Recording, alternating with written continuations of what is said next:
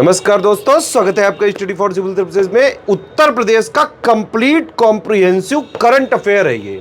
उत्तर प्रदेश की जितनी भी सरकारी वेबसाइट है प्लस जितने भी लेटेस्ट एक्ट हैं, लेटेस्ट रिपोर्ट्स हैं, जो गवर्नमेंट ऑथेंटिक साइट्स हैं, जहां से जितनी भी उत्तर प्रदेश की न्यूज़ होती है उन सबको छांट के लाया गया है ये करंट अफेयर। तो Uttar Pradesh specific complete comprehensive current affair का पापा वीडियो है ये। इसको आप ज़रूर देखिए। जो लोग भी उत्तर प्रदेश के किसी भी प्रतियोगी परीक्षा की तैयारी कर रहे हैं, यूपीपीएससी आयोग के किसी भी एग्ज़ाम की तैयारी कर रहे हैं, आरओ की, पीसीएस की, बीओ की, लेक्चरर की, जीआईसी की, जितने भी वैकेंसी निकलती है यूपीपीएससी की, जहां जीएस और करंट अफेयर आता है, उन सबके लिए ज़रूरी है ये video. UP triple SC exams में जहां जहां उत्तर प्रदेश का करंट अफेयर पूछा जाने की संभावना रहती है, उन सबके लिए ज़रूरी है ये वीडियो। और अगर आप जो है उत्तर प्रदेश के बाहर के हैं लेकिन उत्तर प्रदेश के एग्जाम्स की तैयारी कर रहे हैं, तो ये वीडियो ज़रूर देखिएगा। वन स्टॉप डेस्टिनेशन है उत्तर प्रदेश के सभी एग्जाम्स को प्रिपेयर करने के लिए, स्टडी फॉर सिविल सर्विसेज। अगर आप स्टडी फॉर सिविल सर्विसेज को फॉलो करते हैं तो यूपी के सारे एग्जाम्स में, यूपीपीएससी के आरओ में हो गया, पीसीएस में हो गया, बीओ में हो गया, और भी जितने एग्जाम्स हैं जहां जीएस और करंट आती है, उसके लिए आप सिर्फ और सिर्फ एक ही सोर्स पर रिलाई कर सकते हैं, वो है स्टडी फॉर सिविल सर्विसेज। तो भैया ये उत्तर प्रदेश का कंप्लीट कॉम्प्रिहेंसिव लेटेस्ट ट्रेंड और पैटर्न के हिसाब से कंप्लीटली रिवाइज्ड और अपडेटेड पापा वीडियो है ये। इसको देखिए पूरा। वीडियो के लिए हम पहले ही बता चुके हैं, वीडियो फ्री थे, फ्री है, फ्री रहेंगे। पिछले 8 साल से इसको फॉलो करने वाला, स्ट्रिक्टली फॉलो करने वाला सिर्फ एक यूट्यूब चैनल है, वो है study for civil services. PDF paid ही रहेंगी इनकी, मंथली बाइलिंगुअल यूपी करंट की, बिहार करंट की, टोटल करंट की पीडीएफ आप हमारे ऐप में पा सकते हैं। पापा पीडीएफ वाला फोल्डर में आप जो है सर्च करके बाई करके डाउनलोड कर सकते हैं। इस वाले वीडियो में पिछले महीने का यूपी का, उत्तर प्रदेश का जितना करंट अफेयर सभी एग्जाम्स के लिए जरूरी है, सिर्फ उतना ही लिया गया है।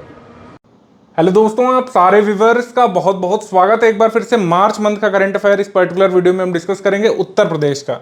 उत्तर प्रदेश के मार्च करंट अफेयर में हम लोग सबसे पहले अपॉइंटमेंट सेक्शन देखेंगे। अपॉइंटमेंट यहाँ पर हुआ है पूर्व डीजीपी राजकुमार विश्वकर्मा का। क्या बने हैं राजकुमार विश्वकर्मा? उत्तर प्रदेश राज्य के मुख्य सूचना आयुक्त बन गए हैं, चीफ इंफॉर्मेशन कमिश्नर बन गए हैं।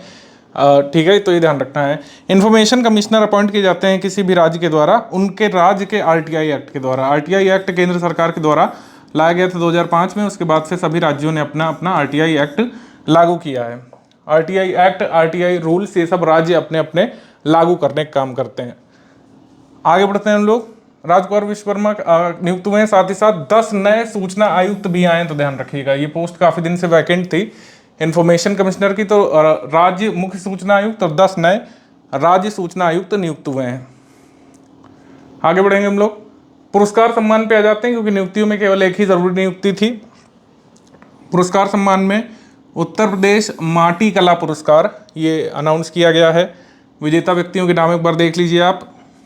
कृष्ण कुमार प्रजापति गोरखपुर से, टेराकोटा में इनके उत्कृष्ट कार्य के लिए। धर्मू सोनभद्र से मृदबांड और नक्काशीदारी फूलदान के लिए। पुष्पा प्रजापति आजमगढ़ से। तो ये पुरस्कार प्राप्त करता है। उत्तर प्रदेश माटी कला बोर्ड ने पुरस्कार दिया है। आप जल्दी से कमेंट करके बताइए कि उत्तर प्रदेश का माटी कला बोर्ड जो है कहाँ पे स्थित है, ये कहाँ पे? जल्दी से आप कमेंट करके बताइए, क्योंकि venue based question Uttar Pradesh में काफ़ी सारे पूछे जाते हैं। इसके बाद उत्तर प्रदेश के मुख्यमंत्री ने पुरस्कार लखनऊ उत्तर प्रदेश में आयोजित दूसरे यूपी इंटरनेशनल ट्रेड शो के कर्टेन रेजर सेरेमनी, यानी कि जो उद्घाटन समारोह होता है उसके दौरान ये अनाउंस किया था। इसके अलावा लखनऊ की शबाना खातून को, अमरोहा के कृष्ण पाल को, मेरठ के शीशपाल को उत्तर प्रदेश खादी एवं ग्रामोद्योग बोर्ड के राज्य स्तरीय ग्रामोद्योगी पुरस्कार से सम्मानित करने का काम किया था। तो ये ध्यान रखिएगा। आगे पुरस्कार सम्मान में उत्तर प्रदेश संस्कृत संस्थानम पुरस्कारम 2022, ये उत्तर प्रदेश संस्कृत संस्थान द्वारा दिया गया था। ये इसमें कई सारी कैटेगरीज हैं, ये अभी तक पूछा नहीं गया है कभी भी, ये कैटेगरीज अभी भी पूछी नहीं गई, लेकिन हम ये नहीं मान करके चल सकते हैं कि कभी नहीं पूछा जाएगा। इसमें मैचिंग में सवाल आ सकता है। अभी यूपी ट्रिपल एससी के पेपर्स होने वाले, उसमें मैचिंग में पूछा जा सकता है कि एक तरफ लिस्ट में पुरस्कार होंगे, दूसरी तरफ प्राप्तकर्ता व्यक्ति उनको आपको मैच कराना होगा। तो ये देख लीजिए एक बार, विश्व भारती पुरस्कार राहत बिहारी द्विवेदी को जबलपुर से, महर्षि वाल्मीकि पुरस्कार देवी सहाय पांडे दीप को अयोध्या से उत्तर प्रदेश से, महर्षि व्यास पुरस्कार आंजनेय शास्त्री वाराणसी उत्तर प्रदेश से, और महर्षि नारद पुरस्कार प्रोफेसर गोप बंधु मिश्रा को वाराणसी उत्तर प्रदेश से। आगे बढ़ते हैं हम लोग। आगे योजनाएं अभियान यानी कि स्कीम्स कैंपेन है हरित हाइड्रोजन मिशन। मार्च 2024 में उत्तर प्रदेश कैबिनेट ने 5 वर्षीय हरित हाइड्रोजन नीति अप्रूव कर दी है। तो ग्रीन हाइड्रोजन प्रोजेक्ट में जो मेजर पोस्टुलेट्स है वो पूछे जा सकते हैं। सबसे पहले तो यही सवाल हो गया कि नीति कब आई है। मार्च 2024 में अप्रूव की गई है। मार्च 2024 में अप्रूव की गई है। परियोजना सफल होने पर भारत की जो राष्ट्रीय हरित हाइड्रोजन मिशन के अंतर्गत 2030 तक जो नेशनल हाइड्रोजन मिशन है उसमें लक्ष्य क्या रखा गया है? लक्ष्य रखा गया है 5 मिलियन टन वार्षिक उत्पादन करना है यहाँ पे ग्रीन हाइड्रोजन का। ठीक है, तो उसका 5वां भाग पूरा करना लक्ष्य रखा गया है। टोटल मतलब कितना है? 5 मिलियन करना है, तो इसका कितना भाग? इसका 5वां भाग यानी कि 1 मिलियन टन। उत्तर प्रदेश की ये राज्य हाइड्रोजन नीति का लक्ष्य कितना है? 1 मिलियन टन, क्योंकि इसमें देखिए लिखा हुआ है साफ साफ 5 मिलियन टन का वार्षिक उत्पादन का 1/5 या 5वां भाग प्राप्त करने का लक्ष्य इसमें रखा गया है। उत्तर प्रदेश में आप जानते हैं टॉप लीडरशिप डबल इंजन की सरकार बोलती है। तो आपने ये भी देखा होगा कि कोई भी नेशनल मिशन है तो उसका टारगेट पूरा करने के लिए उत्तर प्रदेश गवर्नमेंट भी अपनी नीति सेट करती है। आपने पहले भी देखा है, चाहे 5 ट्रिलियन इकोनॉमी की बात हो तो उत्तर प्रदेश ने क्या टारगेट रखा था? 1 ट्रिलियन इकोनॉमी का। उसी के क्रम में ये है। आगे बढ़ते हैं हम लोग। एम युवा योजना। एम युवा योजना यानी कि मुख्यमंत्री युवा उद्यमी विकास योजना है। एक तो ये फुल फॉर्म हो गया, मुख्यमंत्री युवा उद्यमी विकास योजना। दूसरा हमेशा ही स्कीम में जरूरी होता है बेनिफिशियरी कौन होगा। Whole with the beneficiary. जैसे अभी पीएम विश्वकर्मा आई है तो उसमें कितने तरीके के ट्रेडर्स बेनिफिशियरी हैं, ये आपसे एग्जाम में आ सकता है। ऐसे ही इसमें क्या लक्ष्य रखा गया है? हर साल 1 लाख युवा उद्यमियों को 5 लाख रुपए तक का 5 लाख तक की परियोजनाओं के लिए ब्याज मुक्त ऋण प्रदान करना। तो ये ऋण की योजना है, ग्रांट की नहीं है, ध्यान रखना है। हर साल 1 लाख युवा उद्यमियों को 5 लाख रुपए का यहाँ पे ऋण मुक्त कह सकते हैं धन दिया जाएगा। अब देखिए बेनिफिशियरी कौन होगा, ये भी मैंने लिख दिया, ये ज़्यादातर किसी ने मेंशन नहीं किया है और मैं स्क्रीन से हट जा रहा हूँ। आप बेनिफिशियरी अच्छे से नोट कर लीजिए। बेनिफिशियरी कौन होंगे? जो पीएम विश्वकर्मा श्रम सम्मान योजना के जो बेनिफिशियरी है वो होंगे। एक जिला एक उत्पाद प्रशिक्षण जिन लोगों ने लिया है या फिर जिनको टूल किट योजना के तहत जो है बेनिफिशियरी बनाया गया है। अनुसूचित जाति अनुसूचित जनजाति ओबीसी वर्ग प्रशिक्षण योजना। उत्तर प्रदेश कौशल विकास निगम द्वारा संचालित कौशल उन्नयन कार्यक्रम में जो प्रशिक्षण प्राप्त कर चुके हैं उनको ये लोन प्रायोरिटी बेसिस पर दिया जाएगा। इसके बाद है कि शिक्षण संस्थानों से प्रमाण पत्र डिप्लोमा डिग्री प्राप्त युवा भी इस योजना के अंतर्गत हकदार होंगे। ये बेनिफिशियरी बहुत ज़रूरी होता है क्योंकि इस तरीके के प्रश्न आजकल बन रहे हैं। यूपीपीएससी में ले लें, जैसे आरओ एग्जाम में भी आपने देखा था, उसमें इस तरीके का आया था।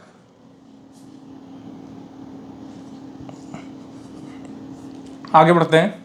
रैंक रिपोर्ट और इंडेक्स में।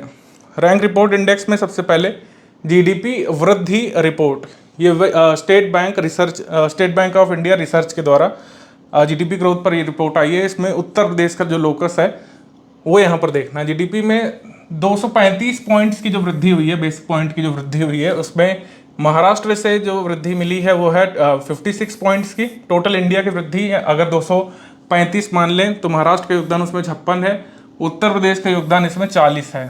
40 बेसिस पॉइंट यहाँ पे उत्तर प्रदेश का कंट्रीब्यूशन है, ध्यान रखना है। यही बस मोटा मोटा आपको इस रिपोर्ट में ध्यान रखना है। उत्तर प्रदेश का कंट्रीब्यूशन कितना है? 235 में से 40 बेसिस पॉइंट। इसके बाद कस्टमर सेटिस्फैक्शन के मामले में भारत के हवाई अड्डों की रैंकिंग यहाँ पे अनाउंस कर दी गई है एयरपोर्ट अथॉरिटी ऑफ इंडिया के द्वारा। तो इसमें उत्तर प्रदेश के जो हवाई अड्डे हैं उनका बस ध्यान रखेंगे हम। जैसे टॉप 10 में जो उत्तर प्रदेश के हवाई अड्डे शामिल हैं वो कौन कौन से? 2nd नंबर पर गोरखपुर है टॉप 10 में, 8th नंबर पर आपका बरेली वाला है, 9 नंबर पर चकेरी कानपुर वाला है और 10 नंबर पर प्रयागराज का हवाई अड्डा है। तो मतलब टॉप 10 में 2nd पर गोरखपुर, 8th पर बरेली और फिर 9th पर ये चकेरी और 10th पर प्रयागराज एयरपोर्ट। इस तरीके से आप ध्यान रखेंगे। आगे इस रैंकिंग में मध्य प्रदेश का भोपाल पहले स्थान पर है, तो ये भी हो गया। और इस बार वर्ष 2023 में जुलाई से दिसंबर तक के सर्वे में 56 हवाई अड्डे भारत के शामिल किए गए थे, उसमें टॉप 10 की रैंकिंग बनाई गई थी। इसके बाद airport service quality ranking, airport service council international के द्वारा, एयरपोर्ट काउंसिल इंटरनेशनल के द्वारा जो रिपोर्ट आई है, इसमें यात्रियों को बेहतर सुविधाएं और माहौल देने के मामले में वाराणसी का जो लाल बहादुर शास्त्री अंतर्राष्ट्रीय हवाई अड्डा है, भारत में तीसरे स्थान पर है, वैश्विक स्तर पर 43वें स्थान पर है। ठीक है, भारत में तीसरे स्थान पर, वैश्विक स्तर पर 43वें स्थान पर है, ध्यान रखना है। इसके बाद वर्ष 2022-23 में वाराणसी एयरपोर्ट प्रथम स्थान पर था। अब आ जाते हैं एमसीक्यू सेक्शन पे। एमसीक्यू में सबसे पहले उत्तर प्रदेश सरकार द्वारा राज्य के युवाओं में उद्यमिता को बढ़ावा देने के लिए मुख्यमंत्री युवा विकास अभियान या एम युवा योजना शुरू की गई है। वित्तीय वर्ष 2024-25 के बजट में, उत्तर प्रदेश का बजट वैसे अलग से वीडियो आएगा, लेकिन अभी ये समझिए कि एम युवा के लिए कितने रुपए की राशि आवंटित की गई है। तो इसका उत्तर हो जाएगा 1000 करोड़ रुपए। इसका उत्तर क्या हो जाएगा? 1000 करोड़ रुपए। यहाँ पर सही आंसर हो जाएगा सी वाला, ध्यान रखेंगे इसको। बढ़ते हैं आगे।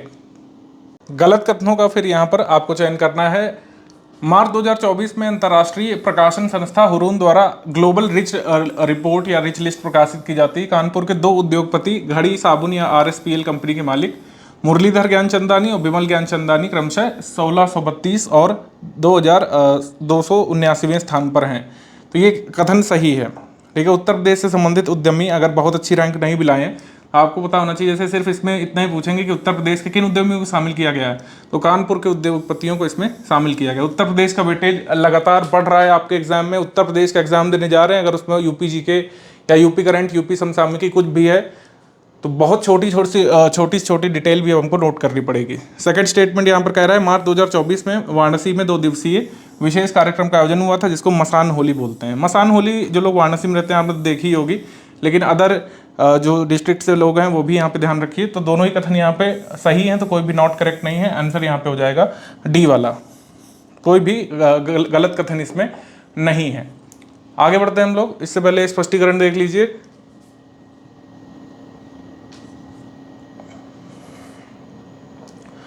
चलिए इसको बाद में देखेंगे। मार्च 2024 में प्रधानमंत्री मोदी जी ने कहां से उत्तर प्रदेश के आगरा मेट्रो का वर्चुअल तौर पर उद्घाटन किया था? आगरा मेट्रो का वर्चुअल तौर पर उद्घाटन उन्होंने कहां से किया, ये पूछा जा रहा है। और ये बड़ा इंटरेस्टिंग सवाल बन सकता है आपके एग्जाम में। कोलकाता में कार्यक्रम में भाग लेने के लिए मोदी जी गए थे, वहां से आगरा मेट्रो का उद्घाटन उन्होंने किया है। आपको पता है, अगर थोड़ा सा आप नरेंद्र मोदी जी की वेबसाइट फॉलो करते हैं या फिर PIB न्यूज़ फॉलो करते हैं, वो कहीं भी जाते हैं तो मल्टीपल योजनाओं का लोकार्पण वहीं से करते हैं। लोकार्पण और शिलान्यास। लोकार्पण का मतलब है जो चीज़ बन चुकी है उसको पब्लिक को डेडिकेट करना। शिलान्यास का मतलब हो गया फाउंडेशन स्टोन रखना, जो चीज़ बनने जा रही है, जो चीज़ बनेगी। आपने देखा होगा PM मोदी जी की सरकार 10 वर्षों से है, तो कुछ योजनाओं का जो शिलान्यास उन्होंने किया था 2015 में, 2014 में, उनका लोकार्पण भी उन्होंने खुद किया है 2022 में, 2023 में। तो ये सब सवाल कई सारे बनते रहते हैं। आगे, कोलकाता से वर्चुअल माध्यम से आगरा मेट्रो की प्राथमिकता वाली 6 लेन वाले कॉरिडोर का उद्घाटन यहाँ पे किया था। प्रथम खंड का उद्घाटन आपको होता है, पता है आपको, अगर कोई भी शहर में मेट्रो खुलती है तो छोटा सा एक स्ट्रेच होता है 3-4 किलोमीटर का, वहाँ पर मेट्रो चलना शुरू हो जाती है। लेकिन मेट्रो पूरे डिस्ट्रिक्ट में, जैसे कानपुर मेट्रो शुरू हुई है, बहुत छोटे से खंड में इसका उद्घाटन हो चुका है 2 वर्ष पहले ही, लेकिन अभी भी पूरे शहर में मेट्रो मौजूद नहीं है। और ये ज़रूरी चीज़ है, ये ज़रूरी फैक्ट है, बल्कि प्री के लिए भी और मेंस के लिए भी ये ज़रूरी है। आगरा मेट्रो में जो सर्विस शुरू हुई है उसके साथ ही उत्तर प्रदेश में ये हो गया है, भारत का पहला ऐसा राज्य बन गया जहाँ पर सर्वाधिक शहरों में मेट्रो सुविधा उपलब्ध हो जाएगी। एक तो हो गया आगरा, ग्रेटर नोएडा, गाजियाबाद, राजधानी और कानपुर। इन सब जगह पर आपको अब मेट्रो सर्विस उत्तर प्रदेश में देखने को मिलती है। इसके बाद आ जाएंगे नेक्स्ट क्वेश्चन पे। मार्च 2024 में बुंदेलखंड क्षेत्र में 10 सौर ऊर्जा परियोजनाओं का उद्घाटन किया गया है, इसकी शुरुआत की गई है। सौर ऊर्जा उत्पादन संयंत्र बुंदेलखंड के जालौन, झांसी, ललितपुर, बांदा, चित्रकूट और महोबा जिले में स्थापित किए जाएंगे। ये सौर ऊर्जा संयंत्रों में से 3000 मेगावाट से अधिक विद्युत का उत्पादन किया जाएगा। अकेले झांसी में 3 सौर ऊर्जा इकाई या सोलर पावर यूनिट्स लगाई जा रही हैं। तो हमारा उत्तर क्या हो जाएगा इसमें? उत्तर हो जाएगा यहाँ पे डी। उपर्युक्त सभी हो जाएंगे, डी यहाँ पे आपका सही उत्तर हो जाएगा, क्योंकि तीनों ही कथन सही है। पहला भी सही है, दूसरा भी सही है और तीसरा भी सही है। झांसी में अकेले 3 सौर ऊर्जा इकाई लगाई गई हैं और ओवरऑल जालौन में, झांसी में, ललितपुर, बांदा, चित्रकूट और महोबा में। तो कुल मिलाकर बुंदेलखंड क्षेत्र में सौर ऊर्जा का विकास किया जा रहा है। इसके बाद अच्छा, ये इंग्लिश वर्जन वाला क्वेश्चन है। इंग्लिश वर्जन वाला देख लीजिए। अभी जो है नया सेटअप है तो ऐसा आपको लग रहा होगा थोड़ा सा क्लम्सी है, लेकिन इसको सुधार करेंगे हम लोग। तो इंग्लिश मीडियम वाले भी देख लीजिए, यहाँ पर भी आपके दोनों स्टेटमेंट यहाँ पर सही हो जाएंगे। ऑल ऑफ द अबव यहाँ पर भी करेक्ट हो जाएगा।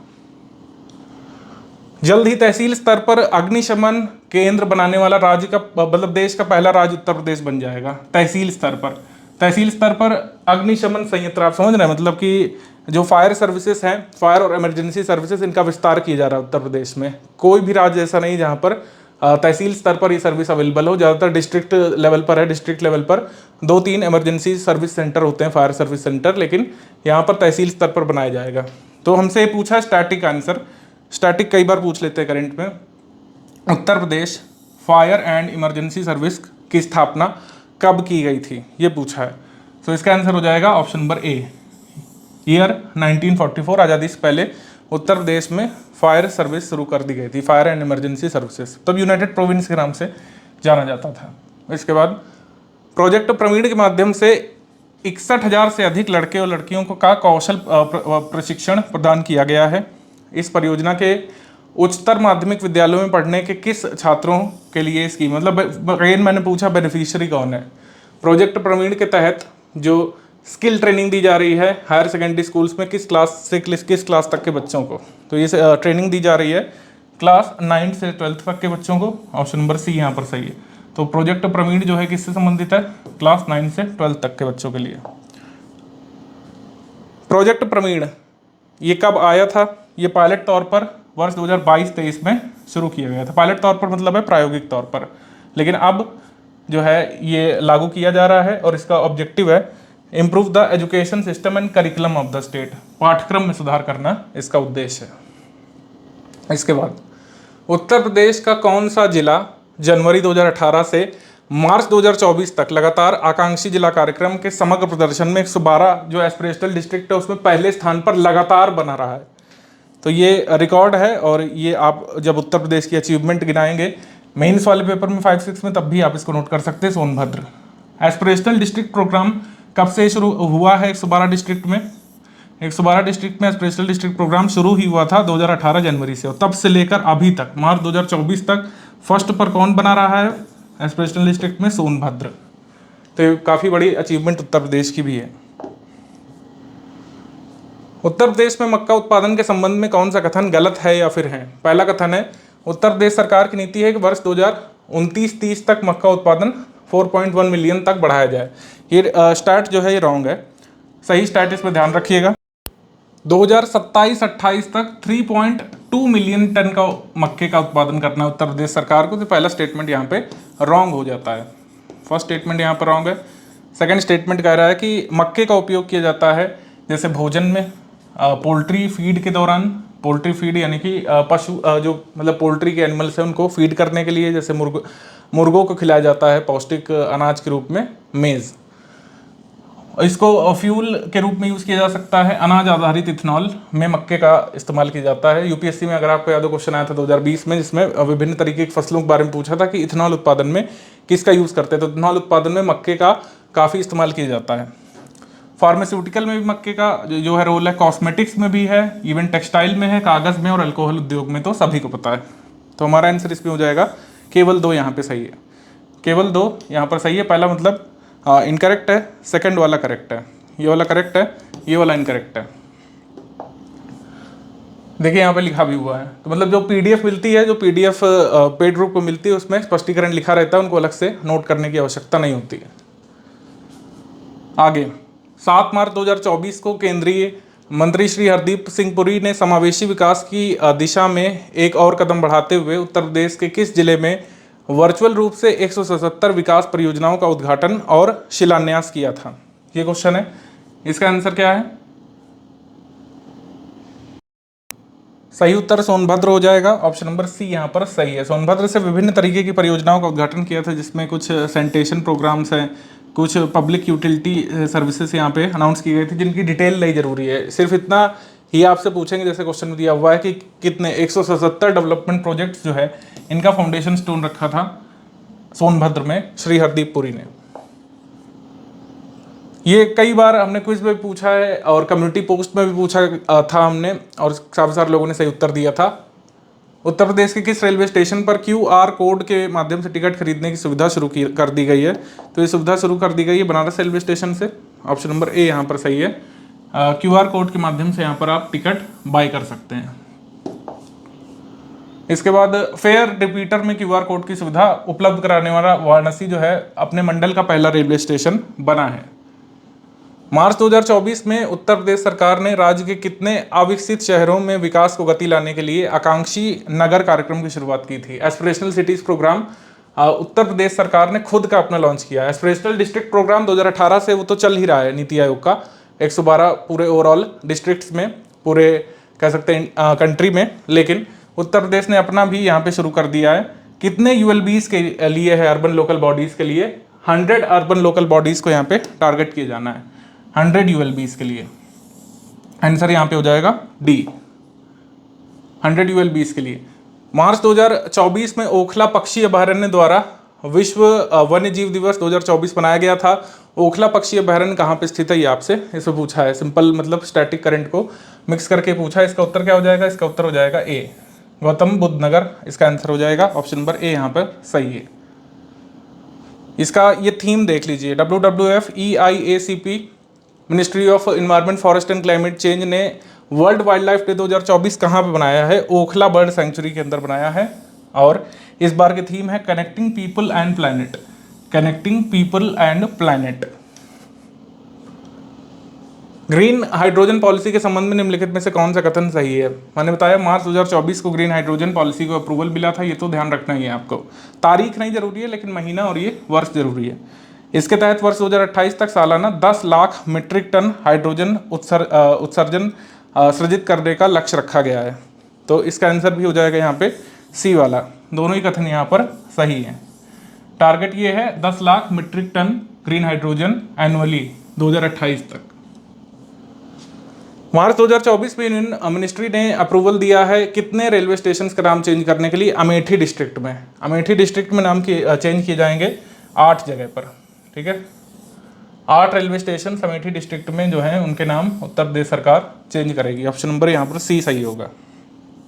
इसके बाद मार्च 2024 में उत्तर प्रदेश पुलिस ने अपराधियों पर नकेल कसने के लिए और अत्याधुनिक digital platform Trinetra 2.0 app launch किया है। इसमें AI का यूज़ किया जाएगा, फेशियल रिकग्निशन का इस्तेमाल किया जाएगा। पुलिस बेसिकली क्रिमिनल्स को ट्रैक कर सकेगी और मतलब जैसे हम CID वगैरह हम देखते हुए आए हैं, सब फर्जी चीज़ें हैं, कुछ नहीं पुलिस इस्तेमाल करती है प्रेजेंट में प्रैक्टिकली। कुछ स्पेशलाइज्ड एजेंसीज और बॉडीज़ हैं CBI वगैरह, वो सब इस्तेमाल करती हैं, लेकिन स्टेट पुलिस के पास अभी भी बहुत टेक्नोलॉजी उपलब्ध नहीं होती है, खासकर क्रिमिनल इन्वेस्टिगेशन में। लेकिन ये त्रिनेत्र जो है ये वादा करता है, त्रिनेत्र 2.0 की पुलिस को फेशियल रिकग्निशन, बायोमेट्रिक, इन सब से लेस किया जाएगा। मार्च 2024 में उत्तर प्रदेश ने 5 करोड़ आयुष्मान कार्ड जारी करके भारत का पहला राज्य बनने का रिकॉर्ड ये बनाया था। तो इस पर भी दोनों ही कथन यहाँ पर सही है, ये भी सही है और ये भी सही है, दोनों स्टेटमेंट यहाँ पर करेक्ट है। इसके बाद ये इंग्लिश मीडियम में भी लिखा हुआ है, आप नोट कर सकते हैं।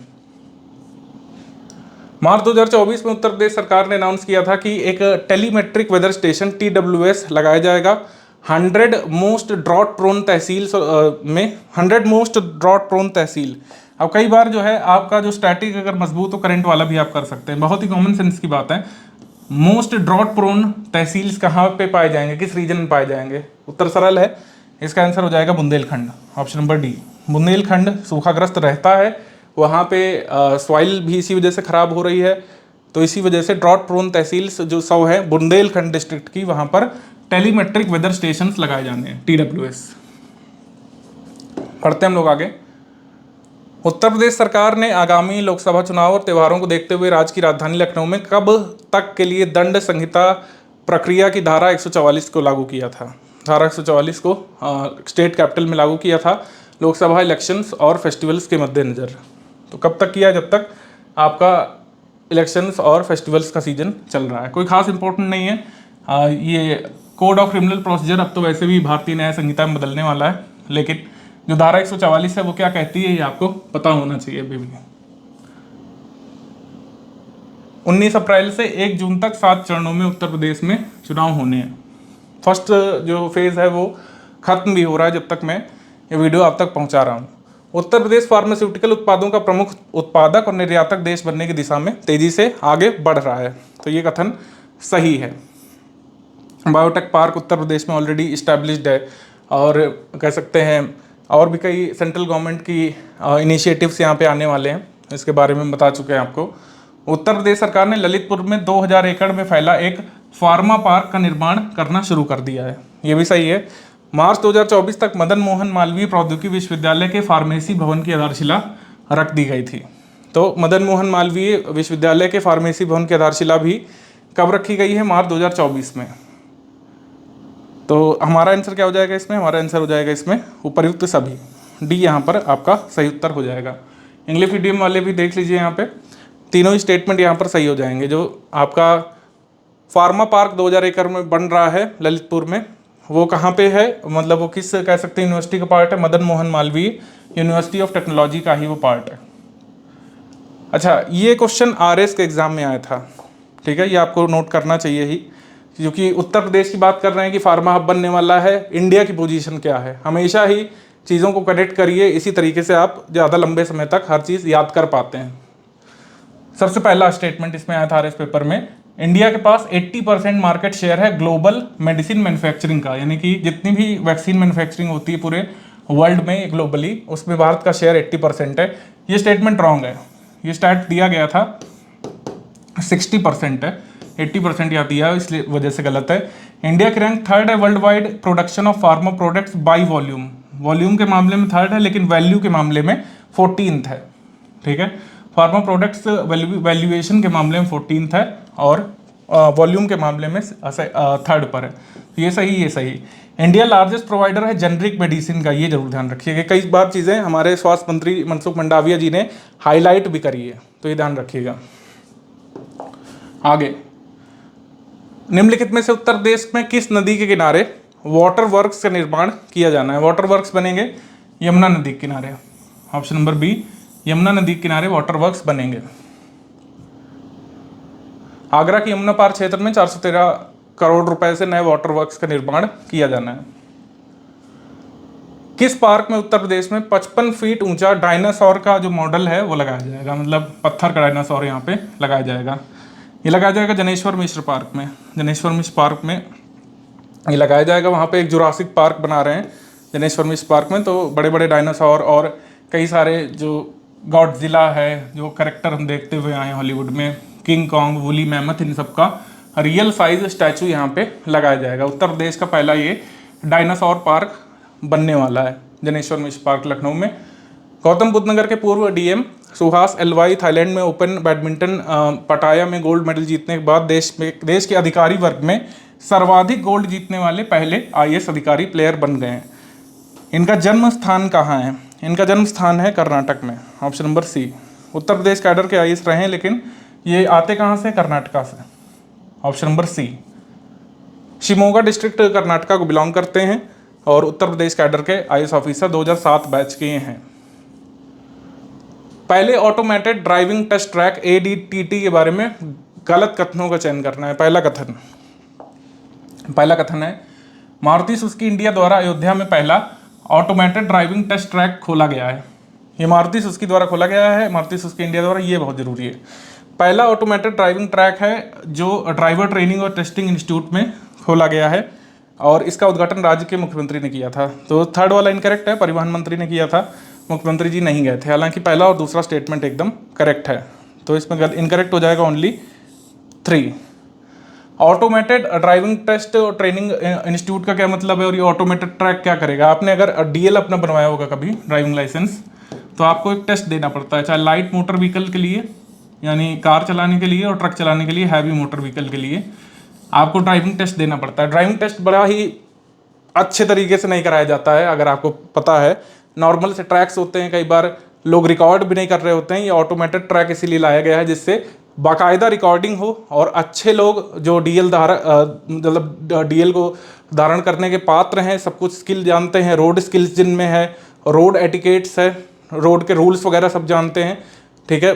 उनके अंदर मैन्यूवरिंग स्किल है, व्हीकल इधर उधर मोड़ने की, स्टीप में चढ़ा देने की, और जो है जिग जैग मूवमेंट, सरपेंटाइन जो ट्रैक होता है उसमें घुमाने की अपने व्हीकल को। तो इस वजह से ये ऑटोमेटेड टेस्ट ट्रैक बनाया गया है जिससे जो डीएल वगैरह प्राप्त करें उनकी अच्छे से टेस्टिंग की जा सके। आगे बढ़ते हैं। इनकरेक्ट स्टेटमेंट यहाँ पर फाइंड करना था, वही पिछले वाले का ही ट्रांसलेशन है, आप इसको देख लीजिए। थर्ड स्टेटमेंट इनकरेक्ट है। इसका उद्घाटन किसने किया था? परिवहन मंत्री ने किया था, जिनका नाम है दयाशंकर सिंह। योगी आदित्यनाथ जी नहीं गए थे। 10 मार्च 2024 में बीसीसीआई के उपाध्यक्ष राजीव शुक्ल जी ने चौथे अंतर्राष्ट्रीय क्रिकेट स्टेडियम का शिलान्यास कहाँ पे किया है? चौथे अंतर्राष्ट्रीय क्रिकेट स्टेडियम का शिलान्यास उन्होंने किया है गाजियाबाद में। ऑप्शन नंबर डी यहाँ पर सही है। तो चौथा इसको बोल रहे हैं, तो फर्स्ट कौन सा है? कानपुर में ग्रीन पार्क जो है, यहाँ पर इंटरनेशनल मैचेस हो चुके हैं। लखनऊ का इकाना, इसमें लगातार तो आईपीएल मैचेस आप देख ही रहे हैं। वाराणसी में अभी मोदी जी ने अभी कुछ मंथ पहले आधारशिला रखी है, वहाँ पर इंटरनेशनल क्रिकेट स्टेडियम बन रहा है। और अब गाजियाबाद में, तो ऑप्शन नंबर डी यहाँ पर सही है। गाजियाबाद के राजनगर में ये बनने वाला पहला स्टेडियम होगा जिसकी जमीन भी उत्तर प्रदेश क्रिकेट एसोसिएशन के पास है और निर्माण भी उत्तर प्रदेश क्रिकेट एसोसिएशन करा रहा है।